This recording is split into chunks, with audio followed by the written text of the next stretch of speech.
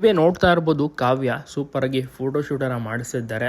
Super good news ಅಂತಲೇ ಹೇಳ್ಬೋದು. ಅದು ಏನಂದರೆ ಮತ್ತೊಮ್ಮೆ ಒಂದು ಟಿ ವಿ ಪ್ರೋಗ್ರಾಮ್ನಲ್ಲಿ ಕಾಣಿಸ್ಕೋತಾ ಇದ್ದಾರೆ ಕಾವ್ಯ ಅವರು.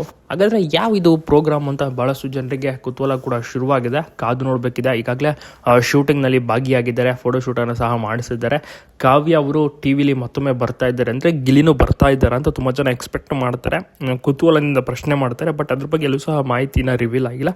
ಆದರೆ ಕಾವ್ಯ ಅವರು ಶೂಟಿಂಗ್ನಲ್ಲಿ ಭಾಗಿಯಾಗಿರುವಂಥ ಒಂದು ವಿಚಾರ ಮತ್ತು ಮೇಕವರ್ ಎಲ್ಲವನ್ನೂ ಕೂಡ ನೀವು ನೋಡಿದ್ರೆ ಸೂಪರ್ ಆಗಿರುವಂತಹ ಕಾಸ್ಟ್ಯೂಮ್, ಯೆಲ್ಲೋ ಕಲರ್ ಕಾಸ್ಟ್ಯೂಮ್ನಲ್ಲಿ ಕಾವ್ಯ ಮಿಂಚಿದ್ದಾರೆ.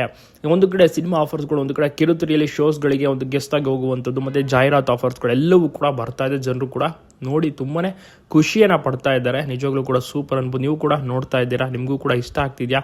ಕಾವ್ಯ ಅವರು ಸಿನಿಮಾದಲ್ಲಿ ನಟಿಸ್ತಾರೆ, ಅತಿ ಶೀಘ್ರದಲ್ಲಿ ಅದರ ಒಂದು ಗುಡ್ ನ್ಯೂಸನ್ನು ಕೂಡ ರಿವೀಲ್ ಮಾಡ್ತಾರೆ. ಮತ್ತು ಇನ್ನೂ ಸಹ ಗಿಲ್ಲಿ ಜೊತೆಗೆ ನಟಿಸ್ಬೇಕು ಅಂತ ಜನರು ಕೂಡ ಆಸೆನ ಪಡ್ತಾರೆ. ಆ ರೀತಿಯ ಒಂದು ಕತೆ ಸಿಕ್ಕರೆ ಅದನ್ನು ಕೂಡ ಖಂಡಿತವಾಗಿಯೂ ಕೂಡ ಮಾಡ್ತಾರೆ. ಬಟ್ ಆ ಥರ ಒಂದು ಕತೆ ಸಿಗೋದು ತುಂಬಾ ಕಷ್ಟ, ಪ್ರೊಡ್ಯೂಸರ್ ಬೇರೆ ಸಿಗಬೇಕಲ್ಲ.